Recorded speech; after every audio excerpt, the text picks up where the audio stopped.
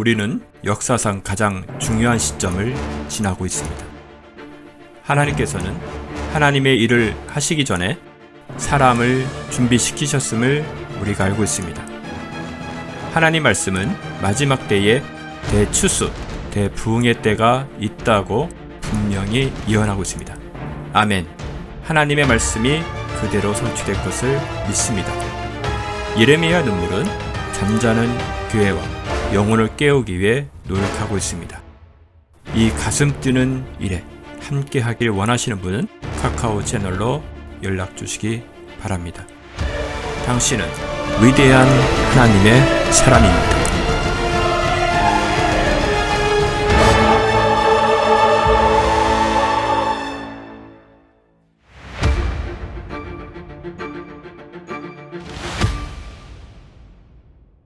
그래서 30장 20절에서 26절 다 같이 시작. 11째 첫째 날 그달 7일에 주의 말씀이 내게 임하여 말씀하시니라.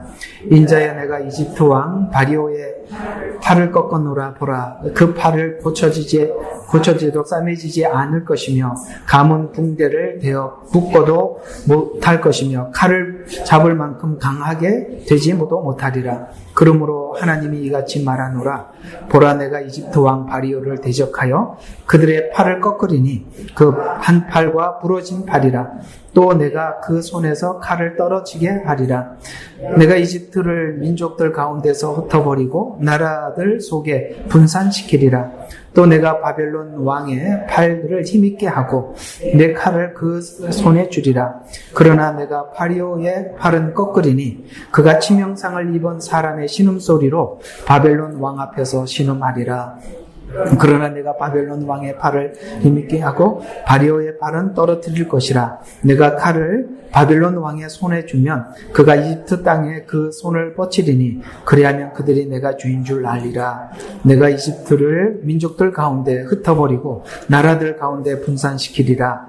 그리하면 그들이 내가 주인 줄 알리라. 아멘. 성경은 특별히 이 예언서 부분은 우리가 해석하기 어려운 요한계시록을 이해하는데 많이 도움을 주기 위해서 대선지서, 소선지서들이 자리를 잡고 있습니다. 이번에 제가 이거 얼굴 치료를 하러 갔을 때 그 치료하신 분이 천주교인이시지만 참 성경에 대해서 많이 알고 있더라고요. 성경 외우는 것도 많고 내용도 많이 알고 있었습니다.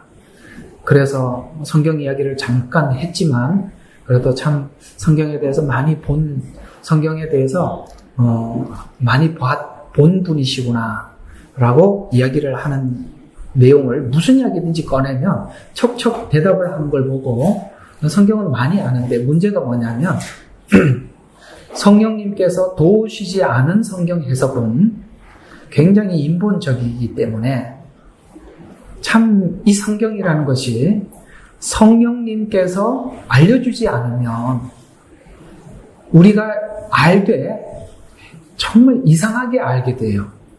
그래서 어떤 내용들은 알고는 있는데 얘기를 해보니까 다른 방향으로 이해를 하고 있는 거예요. 그 이유가 뭐냐면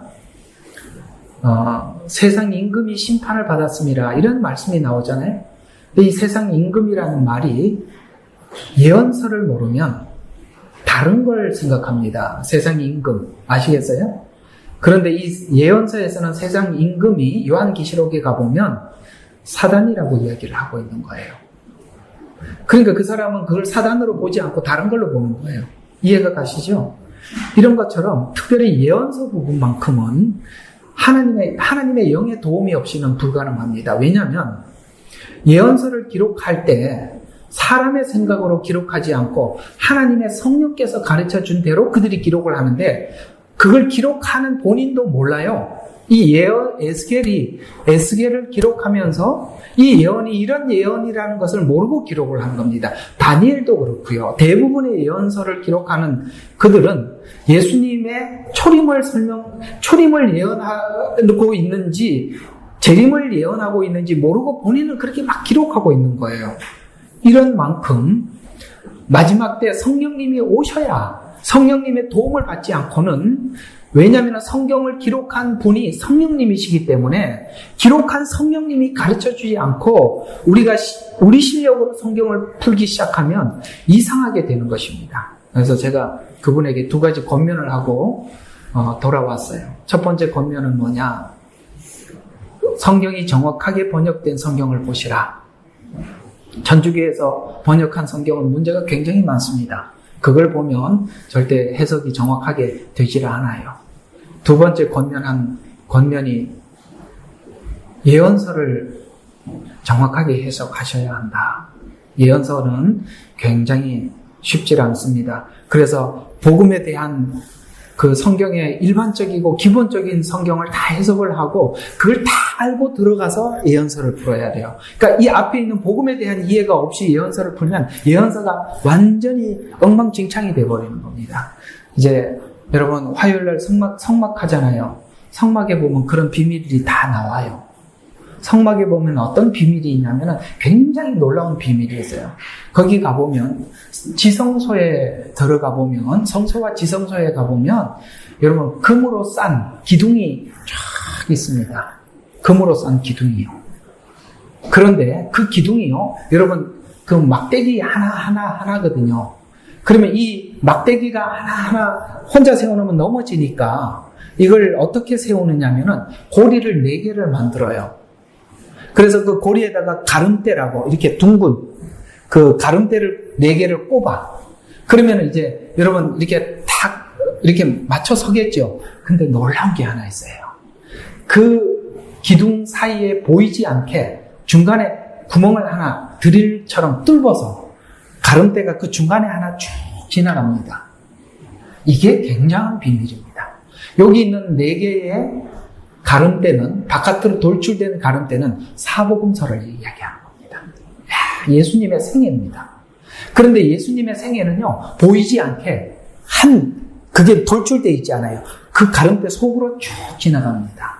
그게 예언서예요. 놀랍죠?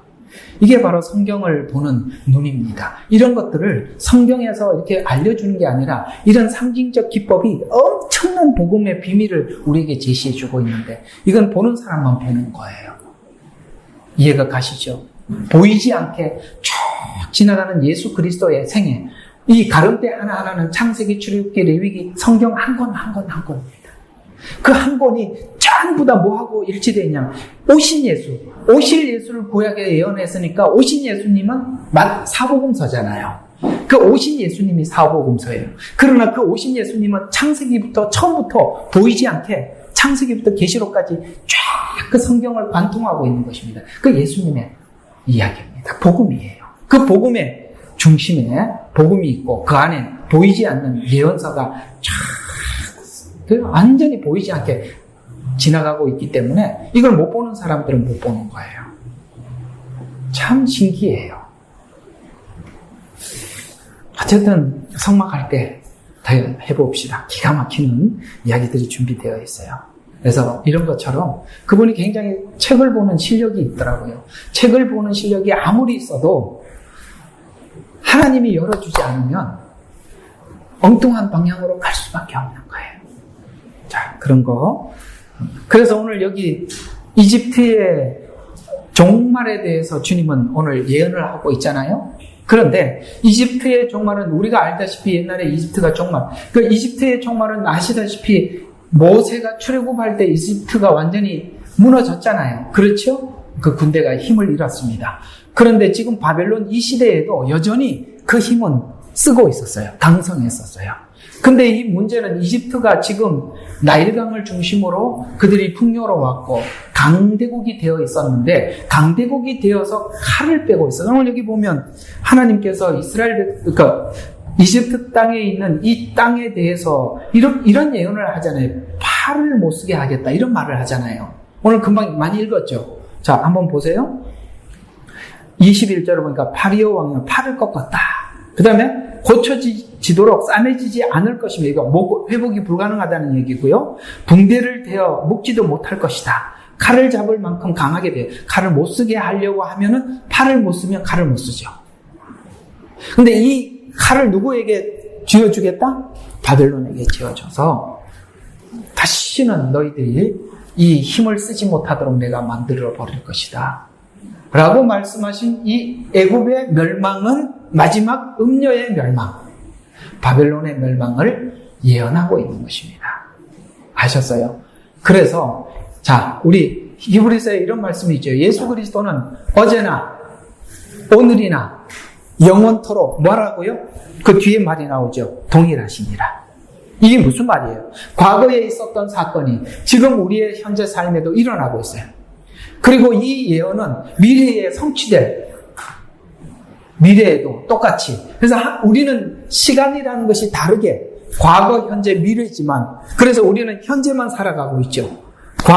과거는 문서나 이런 걸 통해서 우리가 이해할 뿐이지. 그러나 우리는 미래를 뭘로 아느냐?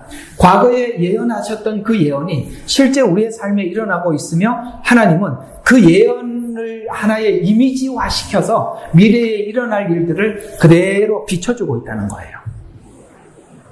아시겠어요? 그래서 예언서를 이해하려면 과거에 있었던 이 예언을 정확히 알고 지금 현재 미래에 일어날 일들에 대해서 우리가 알 뿐만 아니라 믿음으로 받아들이는 거죠.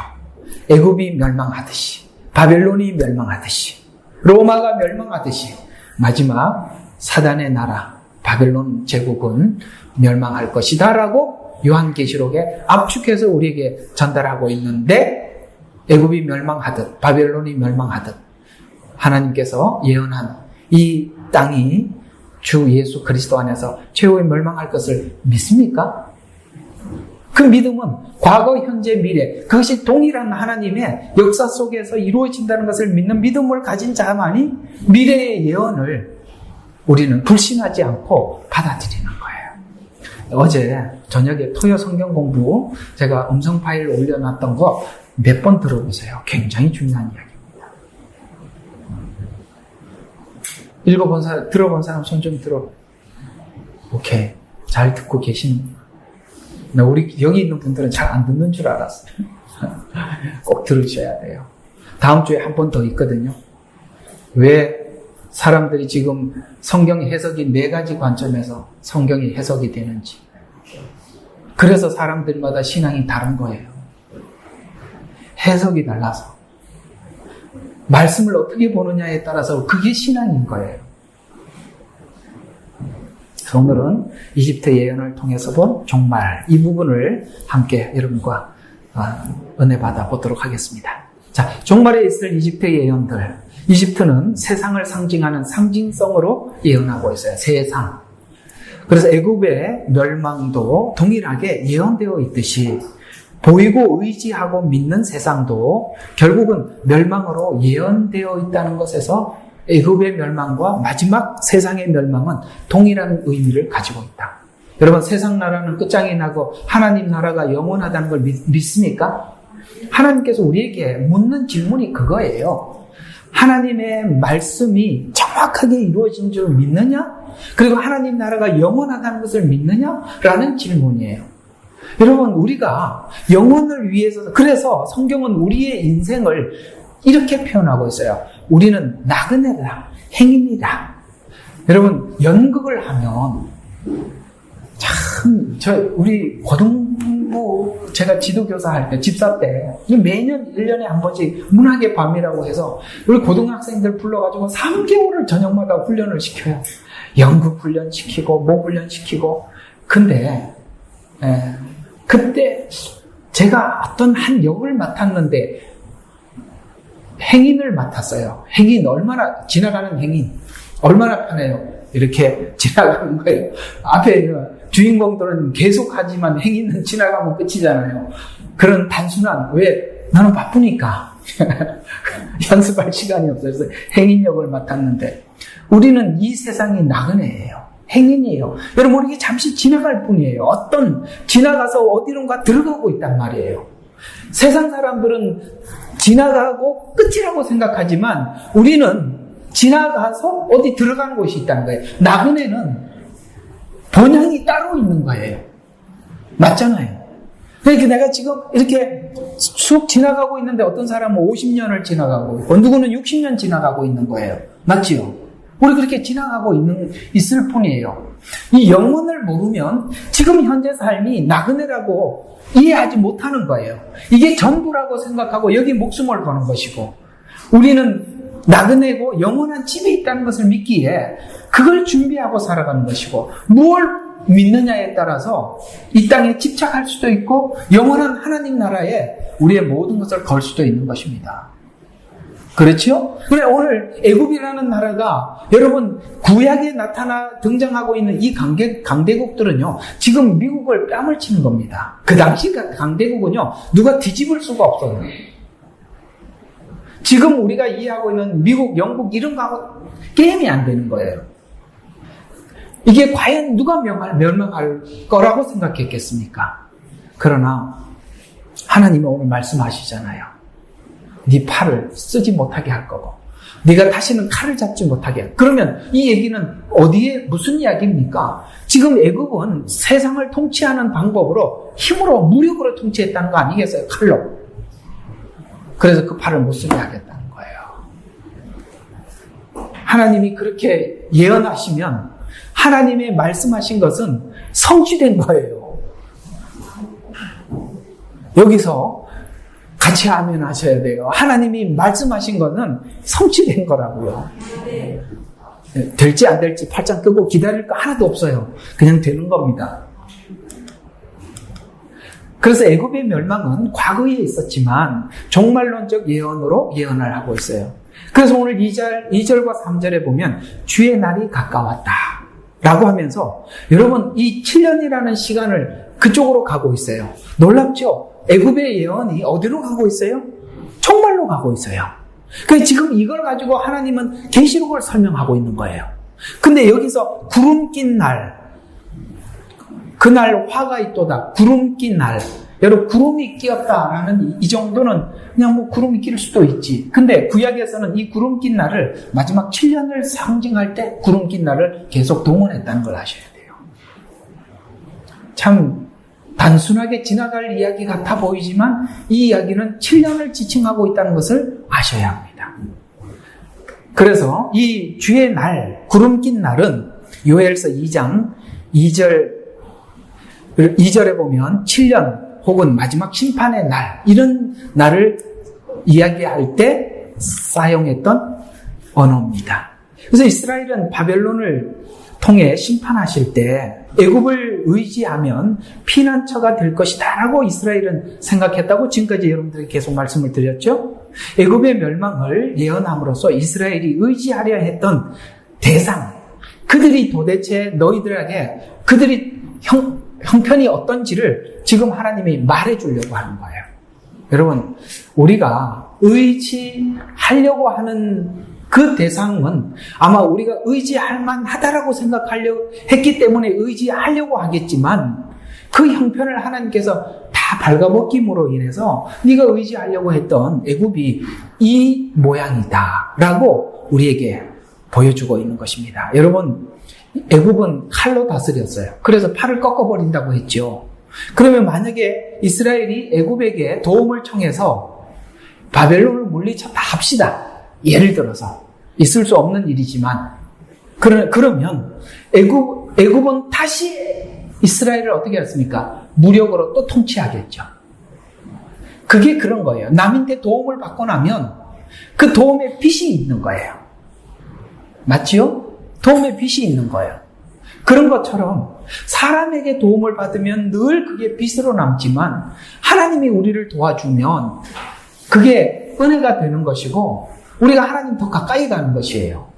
그래서 우리가 이제 여러분들이 살아가는 모든 과정과 생활 속에서 하나님께 도움을 요청하시고 하나님으로부터 도움을 받으시고 그 경험을 우리가 쌓아가실 때 이제 우리가 어려운 일이 있을 때마다 사람에게 손을 내밀지 않게 되는 거예요. 그게 우리가 신자들이 신앙생활하는 과정 속에서 필연적으로 참 중요한 부분이지요. 그래서 이집트에 칼이 임할 것이다. 너희가 도움을 청하려고 하는 그들이 살해당하는 자가 이집트에서 쓰러질 때 이디오피아는 상징적으로 보여주는 거예요.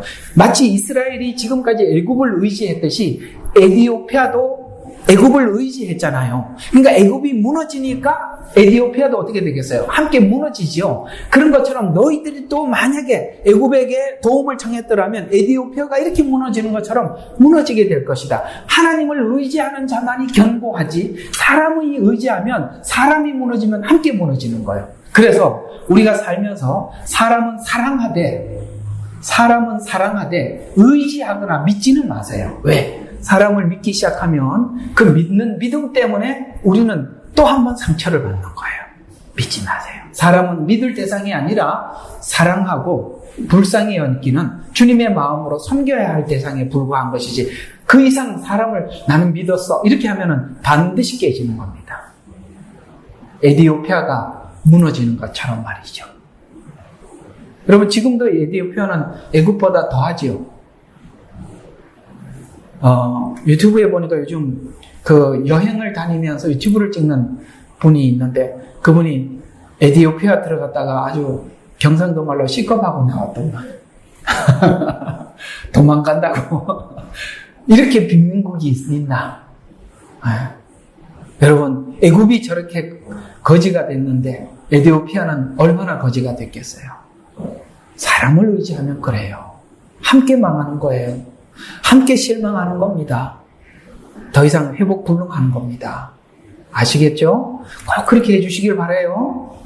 우리 성도들끼리도 서로 간에 사랑하고 섬기고 주님의 마음으로 그렇게 할 대상으로 생각하지, 와, 나는 저 사람 믿었는데, 이런 생각하면 하나님 믿었던 사람들 때문에 여러분들의 신앙이 실족하게 됩니다. 그래서 그 기초를 무너지리라 이렇게 말씀하고 있는 것입니다. 이집트를 지탱하는 정치, 종교 같은 기초가 무너질 것이라는 예언처럼 고대로부터 애굽은 신정 정치로 바로를 신으로 여겨왔고, 이같이 세상을 의지하려 했던 모든 것이 무너지게 될 것이다. 5절과 8절에 보면 애굽과 연대했던 모든 나라들도 애굽이 무너짐과 동시에 사막이 되듯이 삭막하게 무너지게 될 것이라고 말씀하고 있어요. 그러나 애굽의 심판에도 그냥 무너지는 것이 하나님의 목적이 아니라 어떤 목적이 있었다. 그래서 8절에 보면 여호와인 줄 알리라가 목적인데, 심판을 통해서 여호와가 하나님인 줄 알리게 될 때 각각 이런 반응이 나타난대요. 그래서 심판을 할 때 하나님인 줄 알게 하기 위해서 심판을 한대요. 마지막 7년도 똑같은 거예요. 마지막 앞에는 인재앙으로 7년이 가까워있음을 사람들에게 알리고, 7년이 딱 들어가면은 나팔재앙부터 시작되는데, 전 3년 반은 나팔재앙이고 후 3년 반은 대접재앙이에요.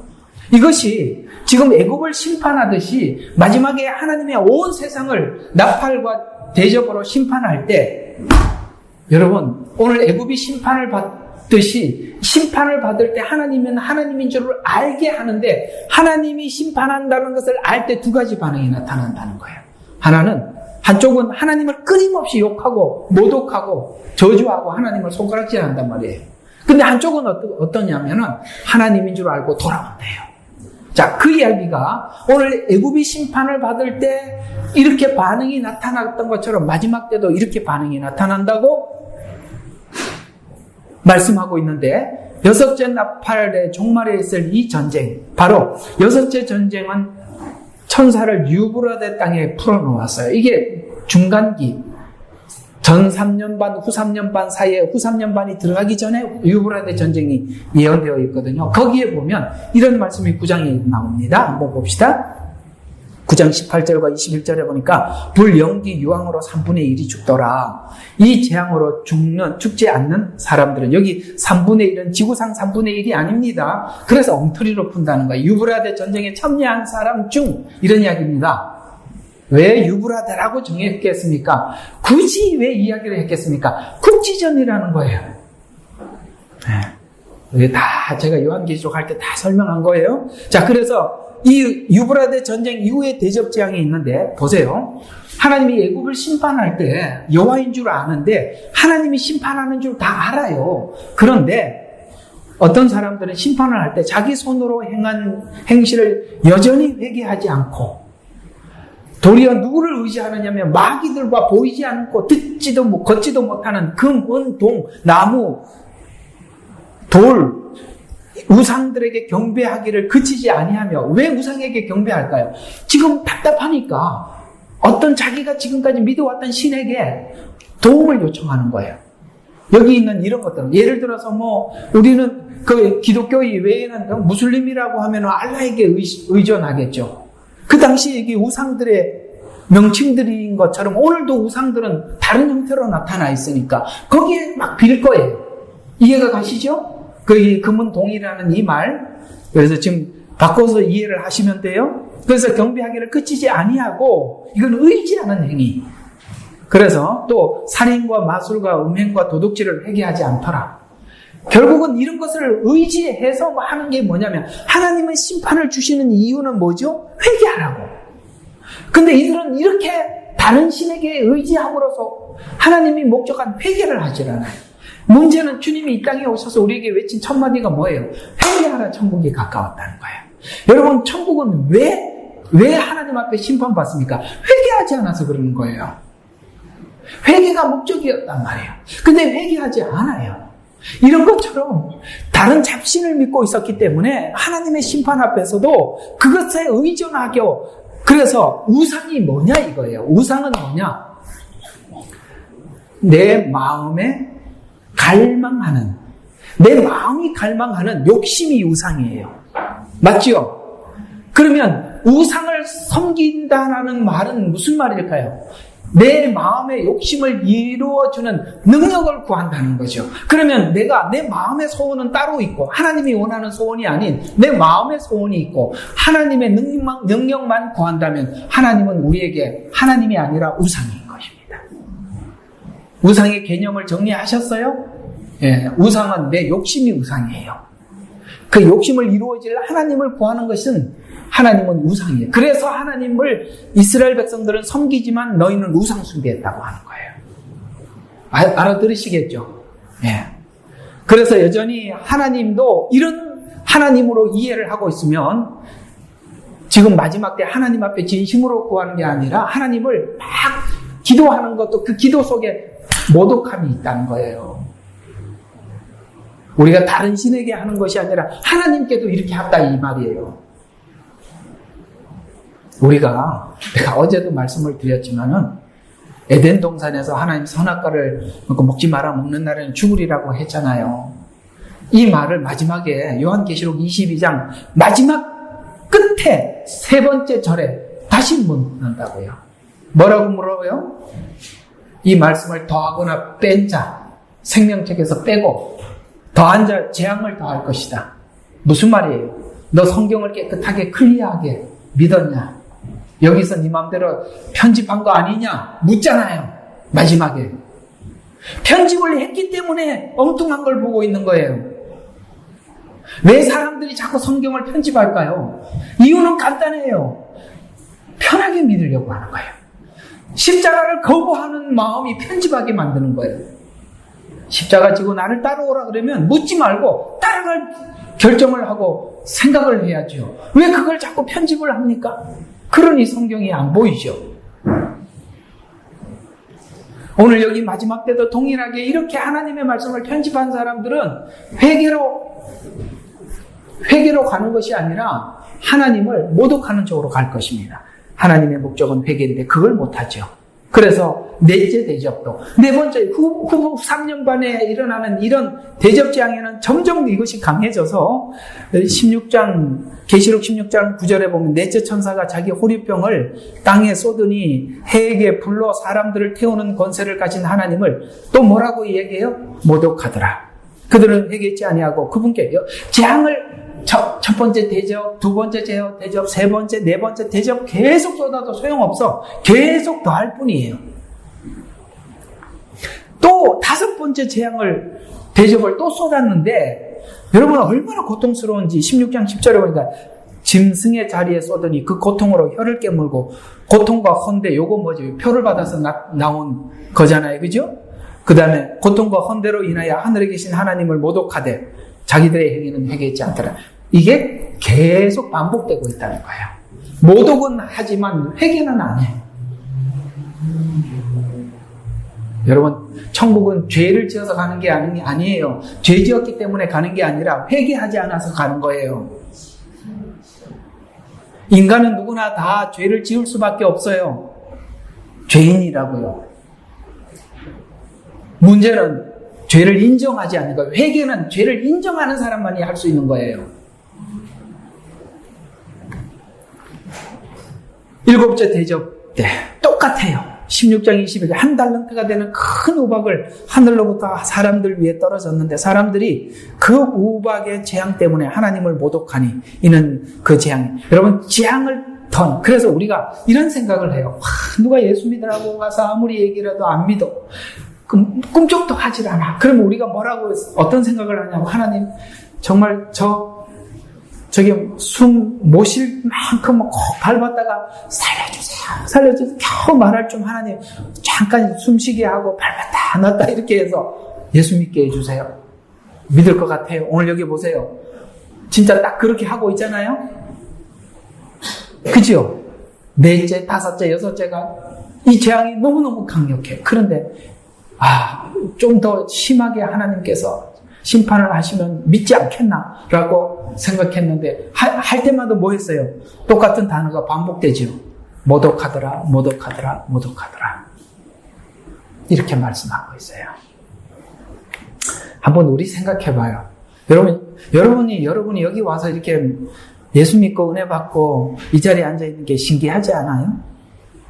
제가 여러분들한테 한번 물어볼게요. 여러분 죄인 맞죠? 그래서 회개했죠? 예. 이 사람들은요, 이게 안 돼요. 이 사람들은 이게 안 된다니까. 우리는 그렇게 하나님이 막 밟았다, 안 났다, 이렇게 안 해도, 하나님, 저 죄인입니다. 용서해 주세요. 이렇게 회개했어요. 여러분들이 마음이 착해서 그런 건가요? 아니요. 여러분이 가만히 생각해보면 예수 안 믿는 사람들, 나보다 착한 사람들 너무 많아요. 내가 생각해도 내가 참 못됐죠. 착하구나. 내가 생각해도 우리는 참 못됐어요. 그런데도 이상하게 하나님 앞에 내가 이렇게 됐어요. 이게 왜 은혜죠? 이게 은혜예요. 이게 은혜 아니고는 있을 수가 없는 일이 우리 인생에 나타난 거 아닙니까? 우리는 모질기도 하고, 그렇죠? 참 은혜 없는 그런 사람이에요. 지금 돌아 생각해보면 여러분의 남편이나 여러분의 부인이 이야기한 게 틀린 말이 아니에요. 맞는 이야기예요. 그럼에도 불구하고 이 죄인 같은 우리들을 이렇게 사랑하신 거. 이 사람들은 이렇게 하나님이 고통을 줘도 계속 회개하지 않고 모독하는데 우리는 이상하게 여기 와 있어요. 참 감사한 구원을 받은 거예요. 그래서 심판의 목적은 여호와인 줄 알리라인데 하나님이 심판하는 줄 알면서도 자기 행위는 회개하지 않고 재앙을 내리는 하나님만 모독하는 것으로 표현하고 있어요. 그러나 재앙과 심판이 임할 때 반대로 반응하는 사람들이 있더래요. 그래서 나팔과 대접 재앙을 섞어서 7년이 다가옴을 선언하는데 요한계시록 6장 12절과 17절에 보면 일재앙, 그러니까 6장에 있는 이야기는 계론이에요. 6장은 요한계시록의 계론이거든요. 거기 보면 이 계론이 짧게 이렇게 앞으로 나팔재앙과 대접재앙에 있을 이야기들 여기다 그냥 모아서 한꺼번에 설명한 거예요. 지진, 해가 검어짐, 달이 피처럼 되고 하늘에 별들이 떨어지고 하늘에 두루마리처럼 말려서 쓸려가고 산과 섬도 없어지고, 이게 뭐냐면 7년 환란 중에 있을 모든 내용들을 여기다가 이렇게 적어놓은 거예요. 아시겠어요? 나팔재앙과 대접재앙에 있는 이야기들을 다 적어놨어요. 그래서 7년 재앙을 압축시켜 놓은 거예요. 그때 여기에 예외가 없어요. 여러분, 부자나 왕은 힘과 권력이 있는 사람들인데 여기도 빠질 예외가 없다는 거예요. 그래서 왕과 부자와 대장들이 힘 있는 자들의 종과 자유인이 각자 방법이 없어요. 그래서 각자가 토굴 속에 숨어서 그 다음에 바위 틈에 숨어서 이 재앙, 7년의 재앙이 너무나도 고통스러우니까 이렇게 얘기하는 거예요. 산들과 바위들에게 우리 산이여 바다여 바위여 내 위에 떨어져서 뭐 하라고요? 보좌에 앉으신 분의 얼굴과 어린 양의 진노에서 우리를 숨겨달라. 이 진노가 너무나도 심하니까 바위야 내 앞을 가려서 그분의 얼굴을 못 보게 해달라. 아시겠어요? 이 마지막 때 있을 보면은 사람들의 눈과 입이 그냥 안에서 녹아 없어진다는 말이 두 가지 관점에서 해석이 되는데, 하나는 이게 핵이 폭발될 때 일어나는 일이다 라고 이해도 하면서, 또 하나는 주님의 얼굴을 봤을 때 인간의 육체는, 여러분 구약에 보면 하나님께서 그 70장로가 하나님의 얼굴을 직접 못 보게 하죠. 왜냐하면 보면 어떻게 됩니까? 돌격하고, 하나님은 죄에 대해서 가만히 있을 수가 없어요. 그래서 그러니까 모세도 얼굴을 못 보고 어떻게 했습니까? 고개를 숙이고 쑥 지나갔죠. 그런 것처럼 이 재앙 때문에 그럴지, 아니면 주님의 얼굴로부터 자기를 숨겨달라고, 여기 보면 분명히 앉으신 분의 얼굴과 어린 양의 진노에서 우리를 숨겨달라, 이렇게 이야기를 하면서 이는 그분의 진노에 큰 날이 임하였으니, 이게 7년이 그들에게 임했다는 걸 알고 있는 거예요. 근데 이렇게 이야기합니다. 그렇게 재앙을 하니까 아까 뭐 했어? 모독하고 그랬는데, 그 모독하고 이 엄청난 재앙 앞에 누가 설 수 있을까요? 있대요. 이게 7년의 묘미예요. 7년에 설 수 있는 사람이 있대요. 누가 설 수 있을까라는 말로 6장이 끝을 내면서 7장에 딱 이어봤죠. 그 중에 유대인 중에 각 지파에서 14만 4천이 서더라, 이렇게 이야기하고 있는 거예요. 그러면서 이방에서, 여기 유대인 지파 중에서는 14만 4천이 서고, 이방에서는 요한계시록 7장 9절에 보니까 모든 민족, 모든 족속, 백성, 언어, 아무도 셀 수 없는 큰 무리가 흰옷을 입고 손에는 종려나무 가지를 들고 보좌의 어린 양 앞에 서서, 누가 설 수 있으리요라고 했는데 여기 보좌 앞에 섰대요. 이해가 가시죠? 이 두 말의 질문과 대답. 그러니까 6장에는 서리요라는 말을 7장에서는 어린 양 보좌 앞에 서서라고 표현함으로써, 서는 사람이 있구나. 그래서 7년이 모두가 하나님을 모독하는 것이 아니라 수많은 사람들이 하나님 앞에 돌아오는구나, 이렇게 우리가 이해를 할 수가 있는 거예요. 그러면서 14만 4천과 흰옷 입은 무리들은 환난 중에 하나님께 돌아온 자들이에요. 그들은 표를 이기고 666 표를 거절한 사람들이고, 환난 중에 어린 양이 어디로 가든지 따라가면서 승리하는 자들입니다. 따라서 마지막 때 승리는 주님을 따라가야 돼요. 그럼 주님이 어디로 갔어요? 빌라도의 뜰에 서기도 하였고, 골고다 언덕 위에 올라가기도 하였고, 그 많은 사람들 앞에서 예수를 십자가에 못 박고 바나바를 살려주십시오라고 했던 그 과정이 우리에게 있을 거예요. 주님이 결정한 대로 가는 거예요. 주님은 십자가 지기로 결정했고, 거기에 장애들은 모두 다 타협할 수 있는 장애들을 다 물리치고 그냥 십자가로 올라갔습니다. 어린 양이 어디로 가든지 따라간다는 말은 바로 주님이 결정한 그 골고다 언덕을 내가, 주님이 오시는 그날까지 내가 가겠다 결정한 자들이 어린 양이 어디로 가든지 따라갈 수 있는 사람들이고, 내 삶의 안일과 평안을 추구하는 사람들이라면 아마 오늘 여기 보면 타협하고 중간에 내려놓겠죠. 주님은 우리에게 마지막 때 질문을 하고 계시는 것입니다. 너는 어떻게 할 거냐? 어떻게 할 거냐? 제가 성경을 연구하면서 여러분들이 너무나도 불쌍해서 조금 요령을 피울 수 있는 방법을 성경에서 아무리 찾아도 없어서 이렇게밖에 해줄 말이 없어요.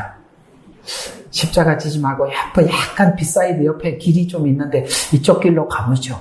이렇게 좀 권하고 싶은데 그게 없어. 그러니 우리는 그저 십자가의 길로 가기로 결정을 해야 하는 것입니다. 아시겠죠?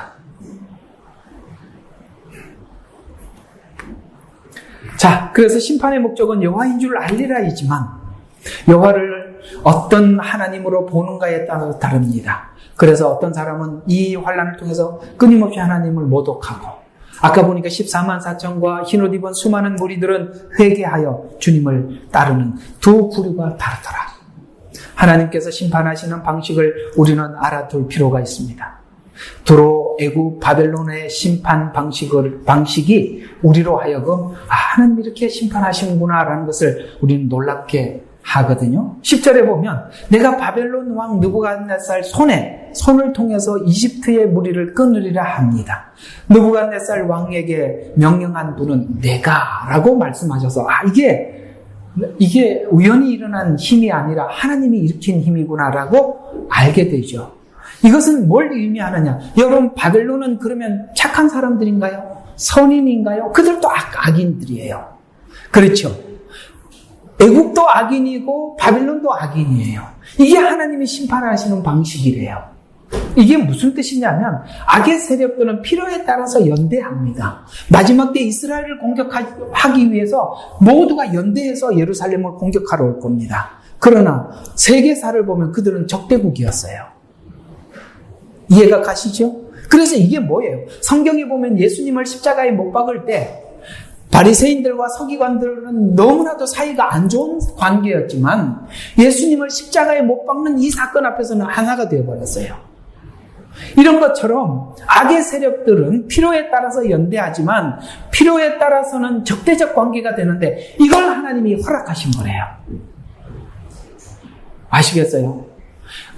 그래서 우리가 사단에게 놀아날 때는 그걸 모르면 나도 모르게 악에게 연대가 돼서 교회를 비평하고 교회를 파괴하는 자가 되고 돌아서고 나면 또 나누어지는 거예요. 그게 얼마나 후회스러운지 몰라요. 그게 너무나도 영적 분별력이 없는 사람들이 교회를 파괴하는데 가장 앞장서서 그게 정의이니 이게 옳은 것이라고 착각하고 그렇게 하는데 나중에 끝나고 나면 다 깨지고 없는 겁니다. 사단이 온 것은 양의 탈을 쓰고 와서 우리를 속여 멸망시키는 거예요.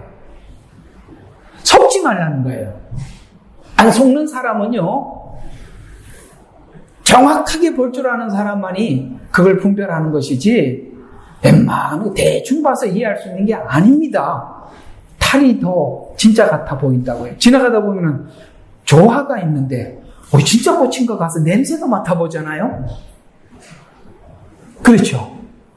네, 뭘 만들어놨는데 너무 진짜 같아. 진짜보다 가짜가 훨씬 진짜 같아요. 이와 같은 말씀은 이렇게 다니엘이 본 황금우상의 비유도 우리 모두가 하나님을 부정하는 세력들이었지만 그들 모두가 서로 공격해서 무너지거나 새롭게 세워집니다. 바벨론, 페르시아, 그리스, 로마, 하나님을 부정하는 세력들이 전부 다 하나님을 부정하는 세력들입니다. 서로 싸워 무너지고 세우고 반복합니다. 이 일을 계획하고 시행하는 분이 하나님이시라 이렇게 말씀하고 있습니다.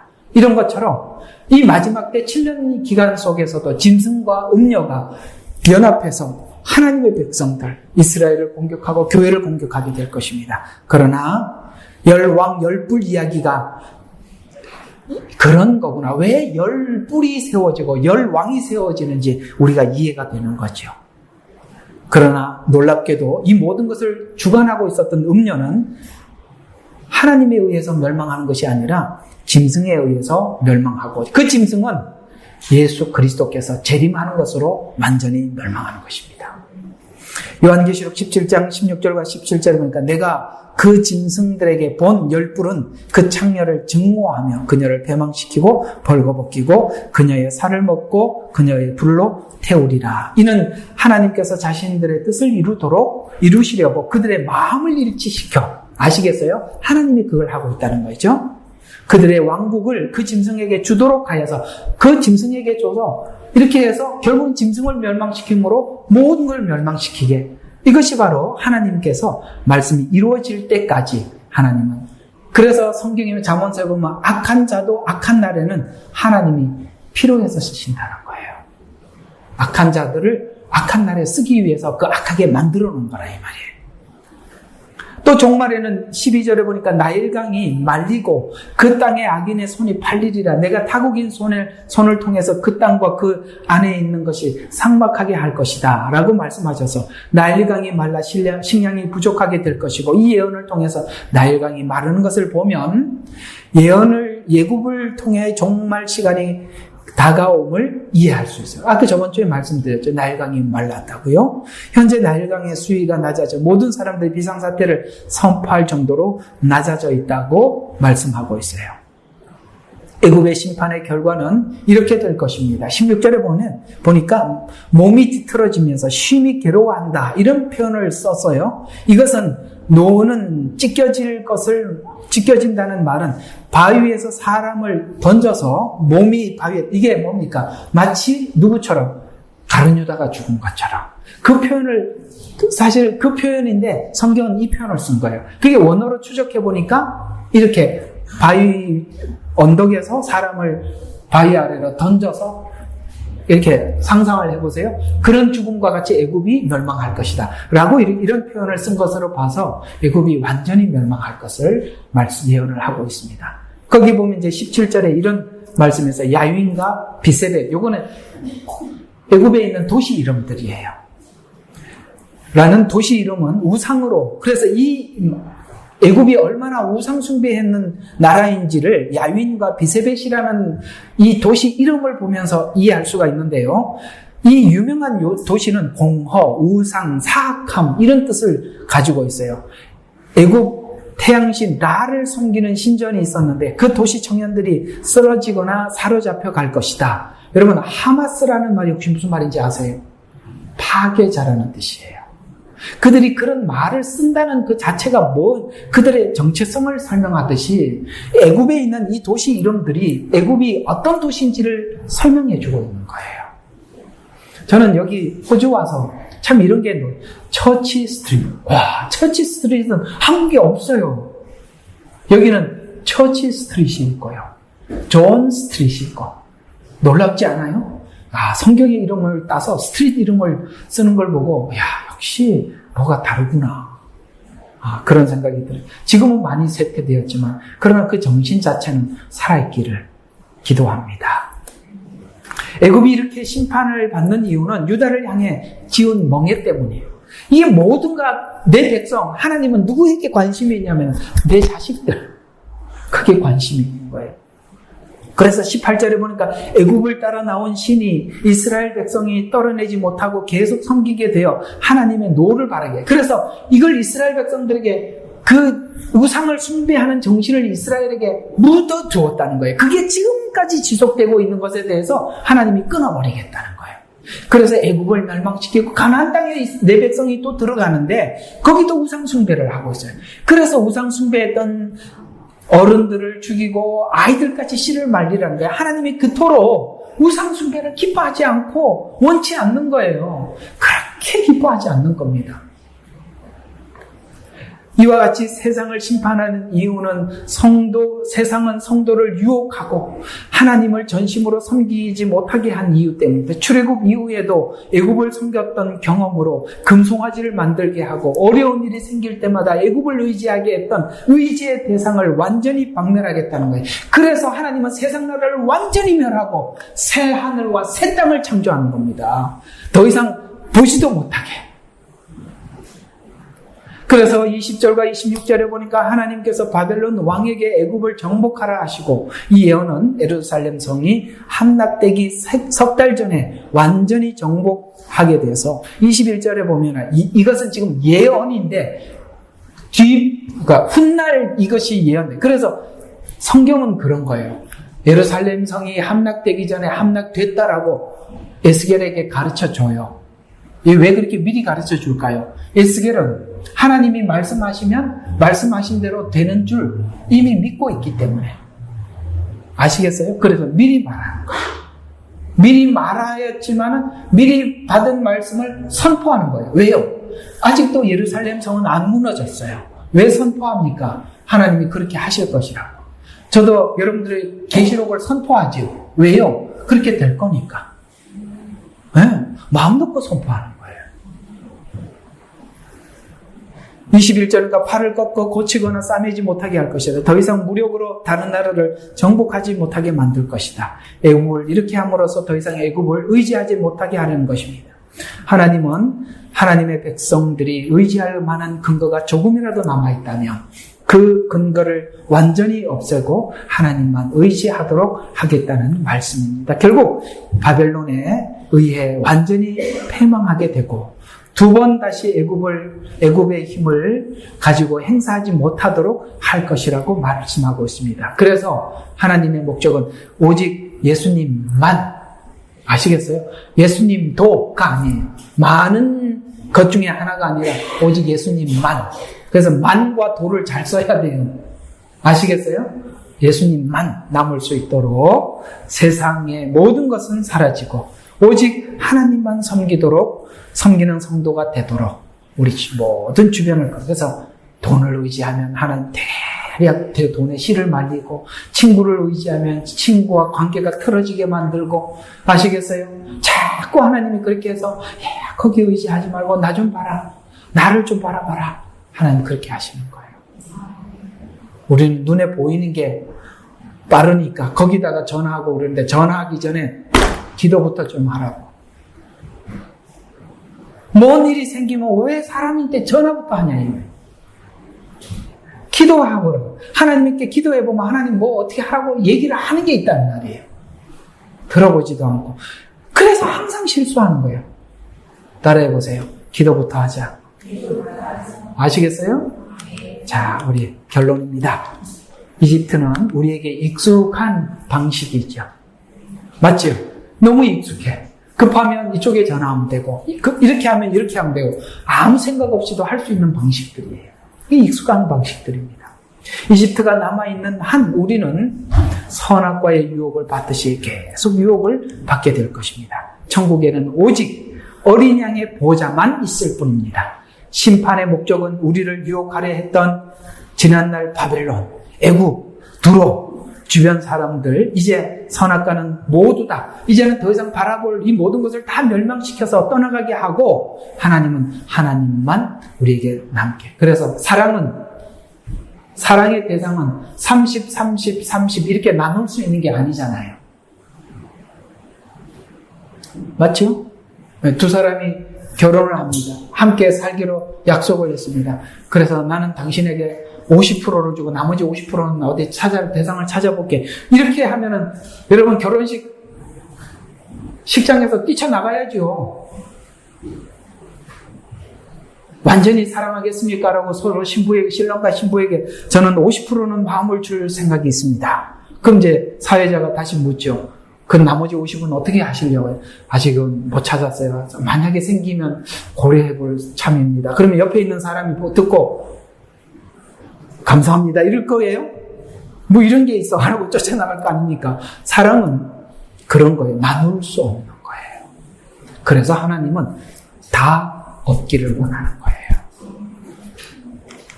자, 그래서 오직 하나님만 섬기도록 심판하는, 그래서 우리 이 성경 구절 함께 외치고 말씀을 마칩시다. 요한계시록 22장 3절 시작. 다시는 저주가 없고 하나님과 어린 양의 보좌가 그 안에 있을 것이며 그의 종들은 그를 섬기리니 그들은 그의 얼굴을 볼 것이며 그의 이름은 그들의 이마 위에 있으리라. 아멘. 이마에다 딱 붙여서, 왜 그렇게 붙여놨느냐? 너는 내 거야 이 말입니다. 기도합시다.